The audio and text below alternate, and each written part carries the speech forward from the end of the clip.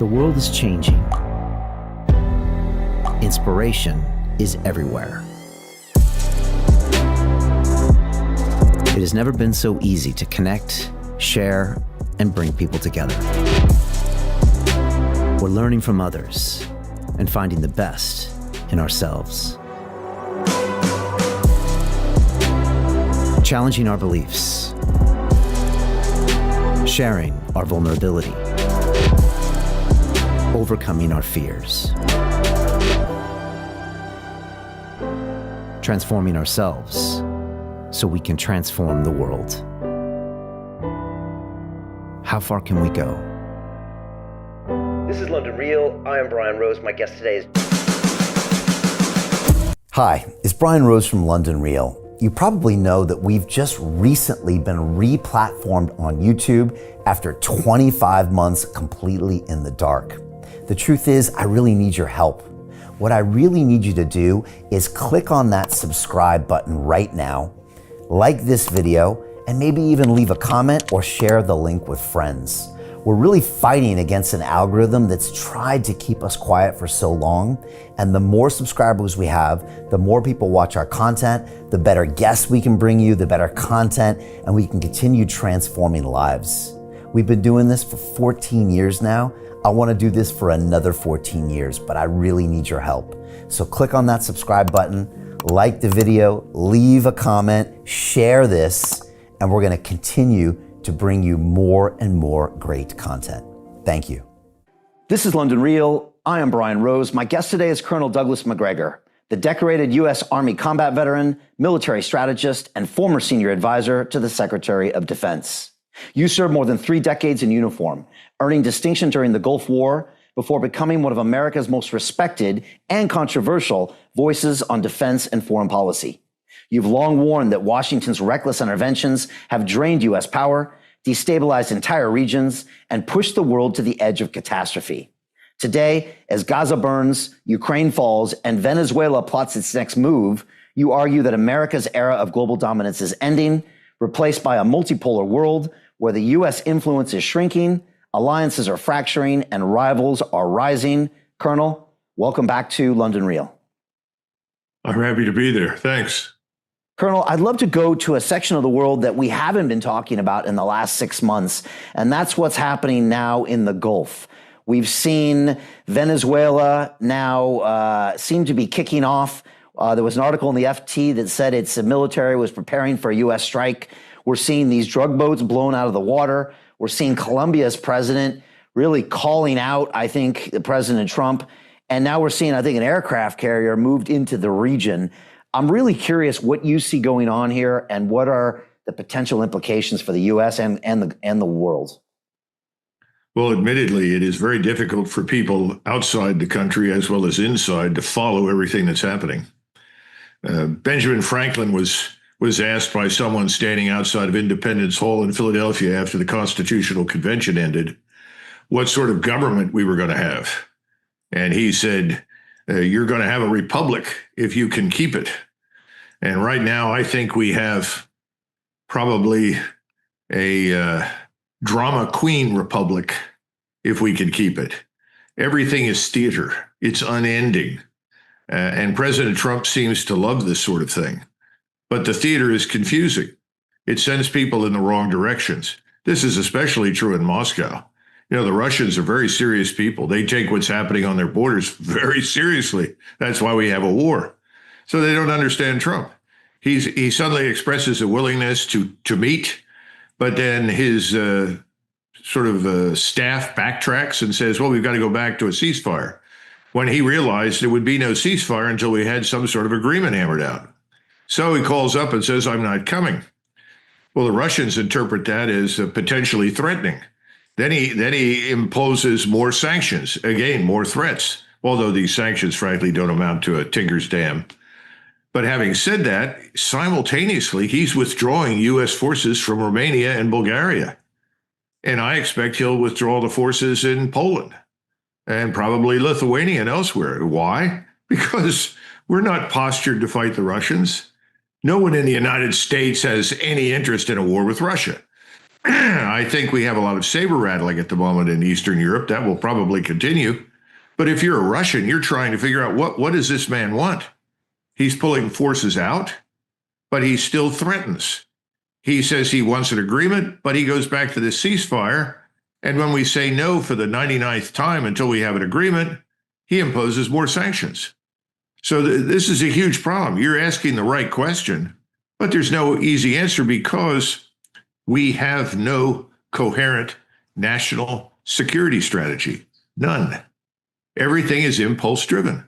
So when you turn to the Middle East, what's the policy? Well, the policy is that we're going to do whatever Israel wants us to do.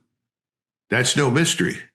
You know, it's very interesting to me that this woman, Machado, who's been named as the possible successor to Maduro if we succeed with regime change in Venezuela, she's the new Nobel Peace Prize winner.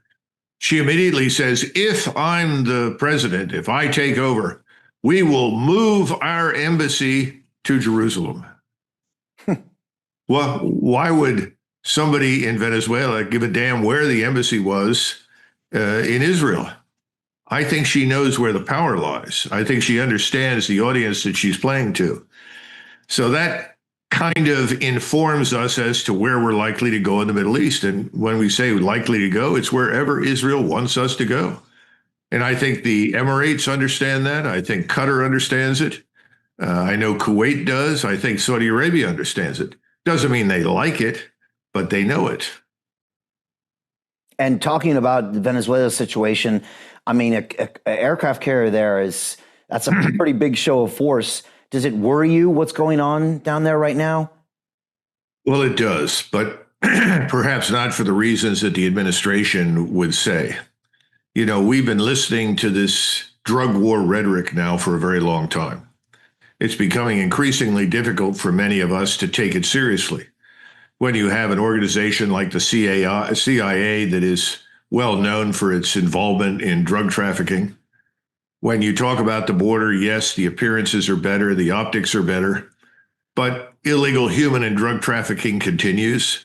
In fact, a lot of it goes right through the legal ports of entry because the drug cartels are paying the customs officers to turn a blind eye to their material. So they're informed in advance that a truck's coming through, going to someplace, let it through, don't obstruct, and they get an extra $30,000 every month on top of their existing pay. We have a great deal of difficulty dealing with that. That's why I had recommended a long time ago to the president, we need to put the military on the border and put it under military control and then rotate battalions on and off until the place is secure. Because you can't compete with the flood of money that cultivates corruption. That's a huge problem. It's a huge problem inside the United States. So right now, the drug cartels can continue to do a lot of damage to us, regardless of what we do to Venezuela, I'll be frank.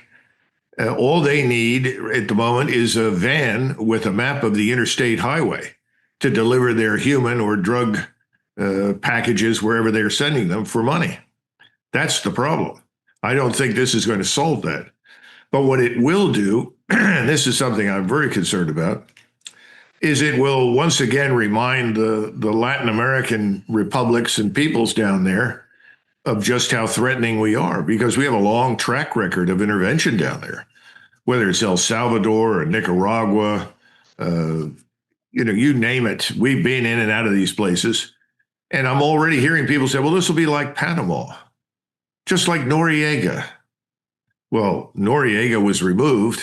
I don't think that ended drug trafficking permanently. I don't see any evidence for that. Has it suppressed it? I'm sure somewhat, but there are always other ways to engage in this criminality. So the idea should be you stop it at the border and you stop it in your coastal waters. If you can't do that, then you have to enforce law inside the United States. And you're not going to get very far unless you are harsh. And the man who demonstrated just how effective this is was Lee Kuan Yew in Singapore. If you come into Singapore and you are peddling drugs, you will face the death penalty. Sure, you'll go to trial. You'll have a jury trial. But that's what you're facing if you do this. And, Mao used to say all the time to his party members, shoot one, educate a million. You never have to execute very many people to get the point across. It comes across pretty quick. But inside the United States, you have people say, well, that's not humane. Well, how humane is it for hundreds of thousands of Americans to die of fentanyl? Somehow or another, you don't want to find the individuals who are responsible for distributing it and punishing them, even if it involves capital punishment. If you're trying to save them, that's what you have to do. Bombing Venezuela, attacking Colombia, if we marched into Mexico, that would not help our case. The last thing that we want to do south of the border is invade someone else's country or start killing people. That's just not a good idea. And let's look at Venezuela for a minute. If you look at the map and you superimpose Venezuela on the European landmass, it covers the area of Germany, France, Belgium, Switzerland, and part of Austria. It has a 1,700-mile coastline, 1,379 miles it shares with Brazil, 1,380 miles it shares with Colombia. And we already know there are paramilitary organizations in Colombia, as many as 100,000, and also in Brazil, who are just anxious as hell to go into Venezuela and fight the Yankees. What are we accomplishing? And remember that just a few weeks ago, in fact, just last week, President Trump admitted in the Oval Office in an interview that Maduro had approached him and offered him a stake in the oil and gas industries. In fact, President Trump said he's offered everything. And the question was, well, is that not enough? No, that's not enough. What? How often has regime change worked? How often has it benefited us? I think the answer is not much. It's very expensive. If we go into Venezuela, we remove the government, try to install a new one, there are people who will support it, but there are a lot of people who will fight it. So what are we cultivating? A civil war? And then do we make Venezuela dependent upon us? What a disaster. How many trillions have we lost in the Middle East? What did it cost us in Vietnam? We went off the gold standard in 1970, 71, 72. Why? Because we were broke. So, this doesn't make any sense, but it's more of this sort of drama queen behavior. And you get these same worn out arguments from people in Washington who aren't even qualified to run a Burger King. And at the same time, what are they doing? They're advising on national brain surgery. This is ridiculous. We don't have a group of professionals, people that really understand anything, rooted in foreign policy, rooted in all the various areas of policy that are important to the American people. In the meantime, 70% of American families live paycheck to paycheck. How can this go on? This can't. Colonel, does classifying the cartels as terrorist organizations, does that accomplish anything? That's a good question. Legally, I suppose in some ways it does. I'm someone who always felt strongly if we were serious about this, we would effectively declare war on the cartels. But that war should be fought on our borders and inside our country, not overseas. And see, my concern is this is another exercise in diverting everybody's attention into something that's going to cost a lot of money. It's going to be damaging to us. And while at the same time at home, what are we doing? Nothing. As long as you have the cost of groceries rising and high inflation, as long as you continue to print money without restraint, ultimately what you do is you make long-term strategy, planning and manufacturing, industry, science, technology, education impossible. How do you do that? The same thing's true in the military. I keep trying to tell people, if you exercise restraint, back away, shed these overseas commitments, and focus on the military over the next 10 years with a strategy that is designed to adapt us to a new world, new technology, new societies.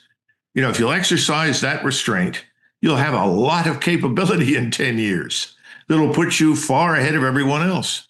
We won't do it. We're always back in there using what we have over and over and over again. And you've got families inside the military that are on food stamps. They can't feed themselves. They're not paid enough. And everybody says, well, the military's paid too much.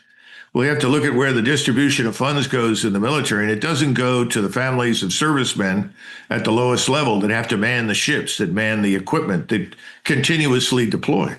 So we got a lot of problems, but no one really wants to address them. Yeah, there's many that say if we were still on the gold standard that we wouldn't have all these, forever wars everywhere because we literally couldn't afford them. You'd actually have to choose between feeding your citizens and giving them protection and fighting overseas. But now when you can print money at will, you can go do a lot of things that maybe you shouldn't be doing. Well, how do you persuade the government that energy security and food security are absolutely vital and essential? They should come before everything else. And we're not doing that. We really are not. We need to focus on those things like a laser because the population is not going to sit around and take it forever. Lenin used to say every society is 3 meals away from a revolution. Let the supply chains break down for a short time or even a long time. You'd be surprised what will happen inside the United States when people aren't certain that they can eat, when they can't afford things, when they can't pay for gasoline, which is quite high right now. It's much lower in many places, but it's very high in the United States, probably higher in Europe. Eventually, that's going to come home to haunt us as well. So I think there's no easy answer other than the hard answer. And when you mention this business about gold, let's face it, the reserve currency today is gold. That's where the world is heading. For the first time, nobody says this in the mainstream media. I don't know why. Nassim Taleb brings it up from time to time, but right now, all the countries, the central banks all over the world collectively have more gold than the U.S. Treasury. Now, if you aspire to be the great superpower that apparently people in Washington want to remain, that should give everybody pause. Now, maybe somebody thinks that we're going to go down to Venezuela, march into the interior, seize the gold mines, and pull out gold. I don't know. I think the Viking age is over, so I'm not sure that's a good plan. But you got a lot of people thinking in those terms. Yeah, and obviously we've seen the gold price spike recently and a lot of people doing that flight to quality. I was actually in Singapore a couple weeks ago, and our taxi driver was boasting to us that somebody came in the other day with some marijuana and was going to be executed. And, when you're in Singapore, that's just how it is. I think chewing gum is still illegal. And they really set up this regime, and that country grew from a bunch of opium dens and pirates in 65 to, the 4th or 6th largest GDP in the world. It's incredible what they built, all by making the citizens accountable. I also spent a lot of time in Dubai. I'll be there on Friday. And that's another place where, there's maybe there's drugs, but I don't know. I've never seen them or heard about them. And I know they'll deal with you. And, they've got that locked down. And I prefer to be in places like that. But in the U.S., like you said, that would be inconceivable, I guess, to do that. Well, I think it is at the moment, but I think it's going to get a lot worse in the future. And I think more and more Americans are going to demand that the law be enforced. We have a problem right now because President Trump, whether he likes it or not, is a lightning rod for many, many issues, even things for which he's absolutely not responsible. So he's an easy person to point to mobilize discontent and hatred. And remember, you've got a lot of people out there. Soros is one of many, but people out there who are willing to fund Antifa or fund anybody who is anti-Trump and resist the federal law. And if you don't enforce federal law, you don't have a country. We had a dispute over that in 1861, and it was brutal. We settled it. If you're not going to enforce federal law, you have a choice. You can change it or you can impose it. Now, Trump wants to impose it. I happen to agree with him. How he's doing it, that's another matter, because everything goes back to this reality TV moment. And what we need from a president right now is not drama. We need explanations. We need rationality. FDR, and certainly not one of my favorite presidents, but FDR was very good at this sort of thing. And he had something called the fireside chats. I think there were only 5 or 6 of them. But he sat there quietly in the Oval Office. He was speaking over the radio, and he said, well, I'm joining you this evening to explain why we need to extend Lend-Lease to our friends in Great Britain. And then he did, very quietly. And everybody tracked through the polling what happened. And overnight, the opposition to Lend-Lease to Britain dropped from something around 60 or 70% down to 30%. That's kind of what we need right now. We need someone to stand in front of the map and say, let me show you where the drug trafficking is happening, where the illegal human trafficking has occurred, and what we need to do to deal with these issues. This is our strategy. Now I'm going to introduce you to the man I put in command of this effort. And by the way, we've been through many, many exercises in the deportation of illegals. Everybody thinks this is new. After the stock market crash, President Herbert Hoover, who was by no means military in his bearing or thinking, deported 9 million Mexicans. Now, did he deport them because he didn't like Mexicans? Absolutely not. But these were people that had come here and stayed here. And he said, I've got to open up the jobs that they are doing for Americans. And you've heard this business, oh, Americans won't do that. That's why we have these people. Well, guess what? When the Depression set in, Americans did all of those jobs. And so his real purpose was, let's get these non-Americans out of here, or they'll become targets. People will say, what are you doing here in my country? Why are you getting this or that? And right now, we're treating all of these illegals as though they were our own citizens. In fact, in many cases, they're being treated better. I think you have something similar in your country right now that's aggravating and annoyed people. You can't ignore the vast base of your citizenry. You have to listen to them. And I think these issues are going to become more acute as our economic position worsens, as our financial position worsens. Colonel, I think Trump is meeting, I think today, with Xi in South Korea, and apparently he's asking for them to block or limit some of those precursor chemicals going to Mexico, which maybe is involved in fentanyl. Obviously trying to get a trade negotiation going there as well. What do you make of our relationships right now, or relations with China, and that whole tour right now in Asia? Well, before we go to China, let's look at what just happened in Japan. Because he went there and he met with the new prime minister. The new prime minister is a hard right-wing nationalist. Now, I have no problems with that. I salute everybody that wants to defend their country. That's fine with me. But the point is, she is very different from her predecessors. She was widely supported by the imperial bureaucracy, because that bureaucracy still reports to the emperor, though nobody talks about it. And they are all professionals, and they wanted her because they were tired of Abe sort of vacillating back and forth between what should or should not be done. And they absolutely did not want to bring in millions of people from the Middle East. They're not interested in that kind of immigration. So she meets with Donald Trump, and she tells Donald Trump, we're with you, we'll support you. Japan is already heavily invested in the United States. They've been invested here almost as long as the British. Now, they talked about more investment. Toyota has already stood up and said, I don't know what Donald Trump is talking about, saying we're going to invest billions of dollars in the United States. We're not going to do that. So I think some of the assumptions that he made after he was there are false. But she said, I will nominate you to be the next Nobel Peace Prize winner. And by the way, we bought you this wonderful set of golf clubs, probably the most expensive set of golf clubs in the world. And we so admire you and appreciate all that you've done. So he reduces the tariffs to 15%. And then he mentions oil and gas and says, well, we're very sorry, but we're very dependent on cheap energy here, and we will continue to buy our oil and gas from Russia.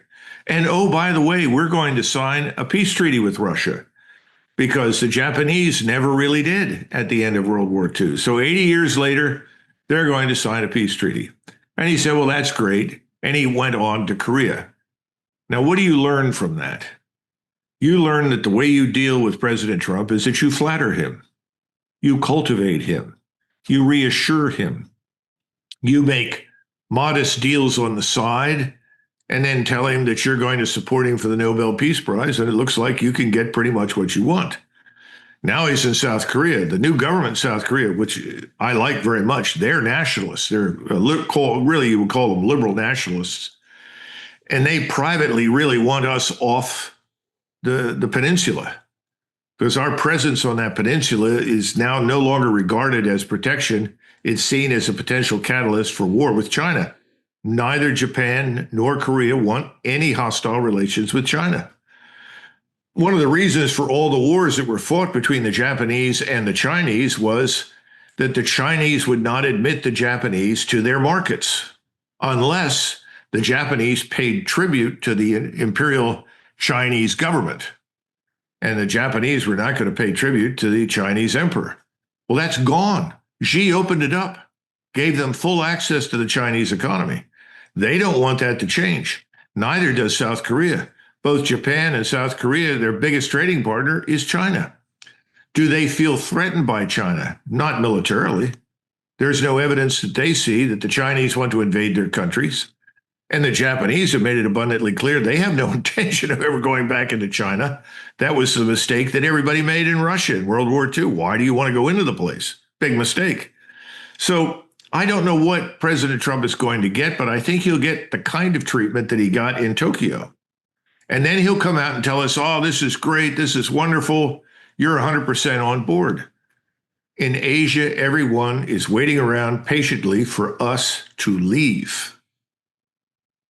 It's been 80 years since the end of the Second World War. What are we doing there? Yeah. They want to do business with us, but they don't want our military power all over the place. And in Washington, everyone will say, oh, no, that's not true. They all fear China. They need us. No, it's not true. Talk to the Indonesians, the Malays, the Vietnamese. Everyone's the same way. You want to sail through the neighborhood periodically, that's fine. But we're not interested in provoking any wars with the Chinese. And they know how to deal with the Chinese. All of these people have lived together for thousands of years. Let's move over to the Middle East. What do you make of this historic peace deal? Obviously, Trump went there. He spoke at the Knesset. He met with the leaders of Qatar and all the people over there. What do you make of the entire thing? It's another theatrical moment for Donald Trump. Within the last 24 hours, the Israelis killed, I think, 101, 102 Palestinians in Gaza, sudden airstrikes, supposedly in retribution for some alleged ceasefire violation, or because the Palestinians have not given them the remains of Israelis that have died. Of course, finding anybody in that rubble is going to be enormously difficult from now. I've seen sources that say the Israelis have killed 68,000 people in Gaza. I've seen other sources that say 400,000. We have no idea because the place has been reduced to ruins and rubble. Now the Israelis have increased their control from, I think, 53% of Gaza to 58% of Gaza. President Trump is in the White House because of wealthy Jewish oligarchs in the United States who paid for his victory. And they expect him to deliver on the promises he made to them. And those promises are very clear: Gaza, and ultimately the West Bank, and the Greater Israel Project. So I see no evidence that anything they do will be taken as a contradiction by Trump. He'll argue, well, you know, if these Palestinians won't get along, then we'll just have to go in and kill them all. He said that just a couple of weeks ago. Incredible. What interest do we as Americans have in killing Palestinians? Now, sure, you can find people here in the United States, many of whom served in the military, spent time in the Middle East, and may not like Muslims. I've run into that. That's a different issue. But unfortunately, most Americans are just not terribly engaged. It's something that happens far from home. In other words, war is always something that happens on someone else's territory, not ours.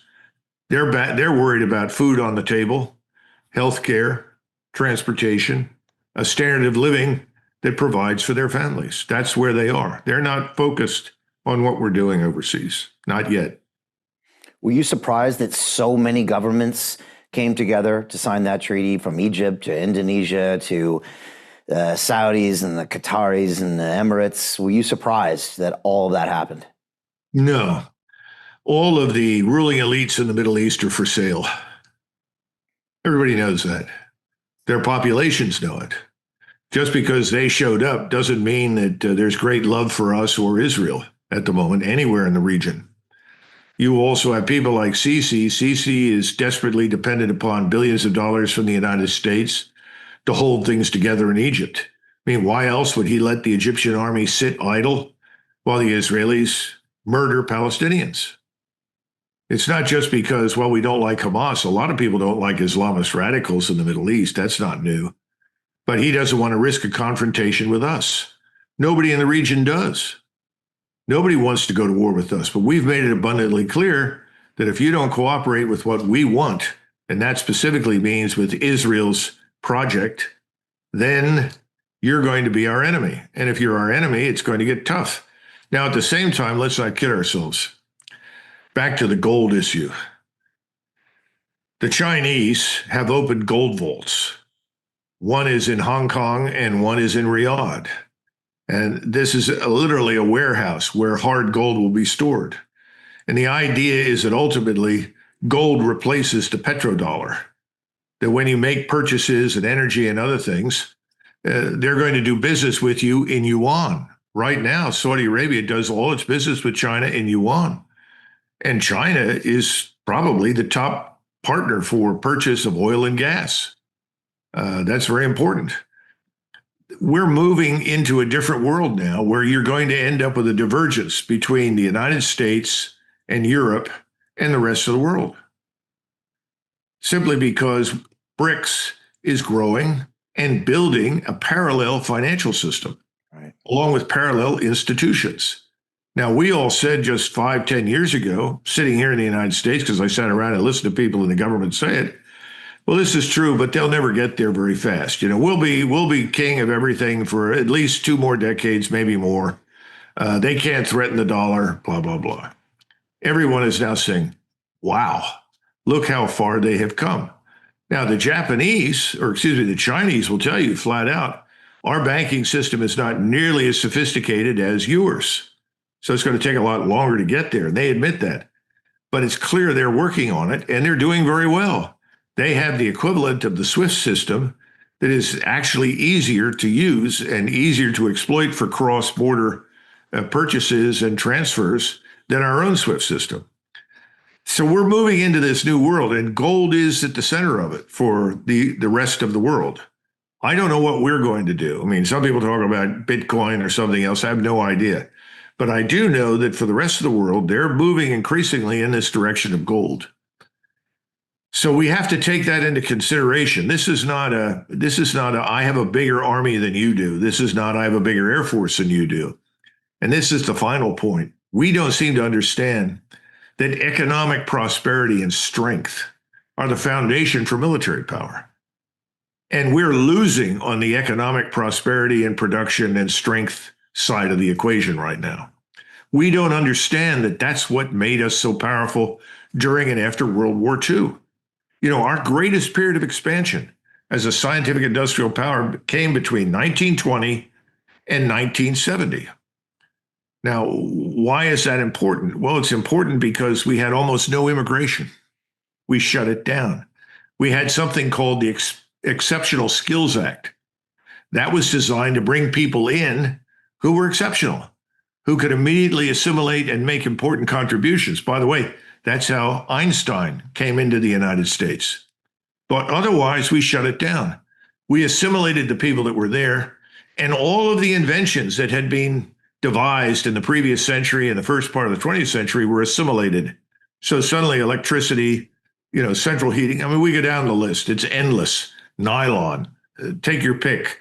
You know, we went from a world where most people grew up on a farm with an outhouse to a world where we had central heating, indoor plumbing.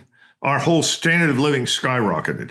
And the building of the manufacturing process that just expanded overnight during World War II was then rapidly transformed into commercial use. We deliberately did that because we didn't want, as Eisenhower put it, the large military industrial complex. That's why he warned against it. And he was instrumental in keeping military spending down and working to find ways to get along at the time with the Soviet Union. Now, today, nobody mentions that anymore. But Eisenhower understood what war really meant. It meant that it disrupted your entire society and your economy. And though we were able to benefit from it, fortunately, he knew that would not necessarily be the truth in the future. And that at some point, we could become a target if we were stupid. And we've been very stupid since 1965. And I think right now, we're in a very dangerous place. Most Americans don't get it. They don't understand it, but we are. You know, part of that BRICS nation is Russia, and you started off the broadcast making reference to them and these sanctions. You know, people have long time said that sanctions really don't affect countries. They don't really affect the elite, the central government. But it looked like these recent ones to block oil and to get India to stop oil were more severe than before. Maybe first speak on the sanctions and then maybe speak on Zelensky, his relationship with the president, this lack of, supporting with long-term missiles, and where you think this goes next. Well, if India, and thus far this is my impression, has no intention of halting its purchases of Russian oil and gas, why do we think anybody else will be important? India buys enormous quantities. Rosneft, the Russian corporation, owns the largest refinery in the world in India. So I see no evidence that India is now going to turn against Russia, its strategic partner, for decades. They have been close to Russia. Trump said Modi said he wouldn't, but again, you're saying that's more theater. I don't think it's going to happen. And in fact, a spokesman for Modi just a couple of days later said, we have no intention of stopping our purchase of Russian oil and gas. I also heard it was like 6 months, 12 months phasing out. I heard other details that made it look like if it was in the future. Well, what about Japan? Japan's not going to stop. China's not going to stop. The other thing is, China is the biggest market in the world. In terms of purchasing power, China is now the biggest economy in the world. Who is going to cut their own throat or their own wrists and walk away from China? Who's partnered with China? This hasn't really hit the news in a big way in the United States. People don't understand what's happening. But Trump is meeting with the 5 leaders of the 5 Central Asian republics. These are the places like Tajikistan, Turkmenistan, so forth that we call the stands. He's invited them to the White House. He wants to talk about commercial relations. Well, this is a direct affront to Moscow. People don't remember that there was an attempted coup in Central Asia just at the point in time before the Russians intervened in Ukraine, organized by the CIA and that other wonderful organization, the National Endowment for Democracy, which is the National Endowment for Anarchy, wherever you send them. They work closely with the CIA. Moscow has not forgotten that. We pour a lot of money through the CIA into trying to destabilize Central Asia. Why? There are large numbers of Islamists that, if they are not suppressed by the governments, can cause real havoc. Then there's something else. Both China and Russia share an interest in stabilizing Central Asia. This One Belt, One Road can really benefit the people of Central Asia, but only if there is order, not if there is instability. So they're interested in order. The second thing is, there was this organization. It was called the Mongolian Empire, that played havoc with the world for 300 to 400 years. Neither China nor Russia want to relive that experience. So any hint of extremism, such as Islamism, that could be exploited somehow to unite that area and then hurl it against Russia or China is unacceptable. So why are we doing this? Well, I think in Trump's mind, or in the minds of the people that advise him, well, we're strategically checkmating them, boss. We're going to get in there and show them we can make trouble for them if they don't get on board with us in Venezuela. What kind of stupid thinking is that? That's back to Ukraine. Why are we involving ourselves in a country on Russia's doorstep? That makes no sense at all. The best that we can do is try to alleviate the suffering. Ukraine is a big graveyard. That's all it is. That's a dead country now. Just within the last 48 hours, the Russians have surrendered a total of 10,000 Ukrainian troops. I think 5,000 in one area, 5,000 in another, and the Russians sent a message to them: surrender or you will be annihilated. And Zelensky ordered them to fight. They haven't got a snowball's chance in hell. Ukrainian military is decimated. Most of our technology did not perform to expectation.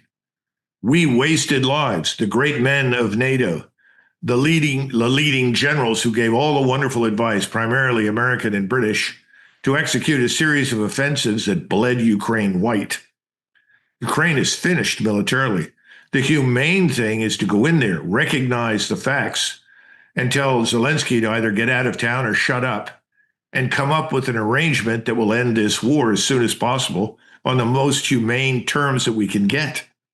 But what have we done? Nothing. We walked away. If it can't be this theatrical moment, the great moment on the stage, then Donald Trump doesn't like it. Now, he came in on the side, maybe more so, of Russia, and basically dressing down Zelensky, saying, you have no cards, you better make a deal. And it seemed to me that behind the scenes, when he got no modicum of cooperation from Putin, he turned 180 degrees to where now you said he's canceling meetings in Budapest and saying, they don't want to deal with us, and he's putting sanctions on them. I mean, is part of that Putin not being willing to compromise whatsoever? Is it under Putin's control, or is it his generals? And then lastly, can he stay in control more if the war continues? Oh, Putin isn't going anywhere. You can throw the would-be criminologists out and forget them. Those people say, oh, well, he could be overthrown. They're out of their minds. He is very solid. He is in control. Don't kid yourself. If anything, the Russians would like him to be a lot tougher than he's been. He is being seen and has been from the beginning as this semi-Westernized Russian who believes that Russia has a future with West. I happen to agree with him. But then again, I'm from a different background from the people running the show right now. They seem to think that Russia is permanently stuck in the Cold War. It isn't. It is no longer a Soviet state. It has no territorial ambitions. It was forced into what it has done for its own security's sake. But we refuse to recognize Russia's legitimate national security interests. We can argue that we have national security interests in the Caribbean. We do. We have very strong interests in Mexico. Now, the question is, how do you pursue it? And the last thing that we need to do is invade somebody. That just isn't necessary. There's no great army armed to the teeth by the Chinese and the Russians preparing to invade the United States. There are no batteries of cruise missiles and theater ballistic missiles sitting in Mexico ready to be fired at us. So let's not get into this nonsense of invading Mexico. Hopefully, people will, maintain their composure over that. But that wasn't true for Putin. He was looking at this metastasizing cancer. It's something that he absolutely underestimated. He did not understand what was really happening in Ukraine. He thought that he could go in with a small force, send a signal, and people would understand. Then he discovered, I'm not fighting Ukraine. I'm fighting NATO and Washington. And they want to kill us. They want to destroy us. So that, under those circumstances, what could he do? He stops at the beginning of the summer of 2022. The senior military leadership says, look, if we're going to do this, we need to do it right. We need to pause. We need to build up our forces. And then we need to orchestrate this thing very carefully to achieve the aims and goals that you've set. And so you have a pause of this man, Surovikin, General Surovikin, who I think will ultimately go down in Russian history as one of the heroes, because he was the man that built this strategic defense. And then NATO generals, utilizing vast quantities of Ukrainian manpower, threw hundreds of thousands of lives away month after month after month trying to penetrate this strategic defense. Now, we don't want to go into detail about why and how that happened, but you would have thought somebody would have wakened up and said, wait a minute, we're up against something very different. This is a new way of war. It didn't happen. And so now we're looking at about close to 1.8 million Ukrainian soldiers dead. And we're still talking about sending weapons. Who's going to use them?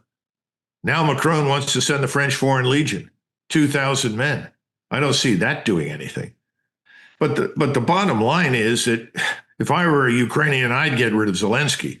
And I think there are probably large numbers of surviving Ukrainian soldiers that would like to do that, because this has no point anymore. This has no purpose.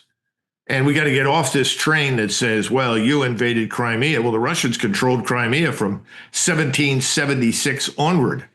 And the enemy they defeated was one of the greatest enemies in the world. It was the Golden Horde, the Tartar Khanate that had plagued Russia for hundreds of years and stolen women and children as slaves. I mean, nobody knows any of this in the West. And here's the worst part. Nobody cares. Most people will never see this opportunity. Dubai luxury transformation projects have historically delivered 40 to 90% annual returns. That is incredible. These were once reserved only for insiders with access. I spent 15 years on Wall Street and I learned this: the biggest returns always go to the people who get the call first. Now, you finally can. We've just received a brand new project with major upside potential. Allocations move fast. Click the link, apply now, and speak to my team. This is your chance to see what others never will. Hi, it's Brian Rose from London Real. You probably know that we've just recently been re-platformed on YouTube after 25 months completely in the dark. The truth is, I really need your help. What I really need you to do is click on that subscribe button right now, like this video, and maybe even leave a comment or share the link with friends. We're really fighting against an algorithm that's tried to keep us quiet for so long. And the more subscribers we have, the more people watch our content, the better guests we can bring you, the better content, and we can continue transforming lives. We've been doing this for 14 years now. I want to do this for another 14 years, but I really need your help. So click on that subscribe button, like the video, leave a comment, share this, and we're going to continue to bring you more and more great content. Thank you. Most people will never see this opportunity. Dubai luxury transformation projects have historically delivered 40 to 90% annual returns. That is incredible. These were once reserved only for insiders with access. I spent 15 years on Wall Street and I learned this: the biggest returns always go to the people who get the call first. Now, you finally can. We've just received a brand new project with major upside potential. Allocations move fast. Click the link, apply now, and speak to my team. This is your chance to see what others never will.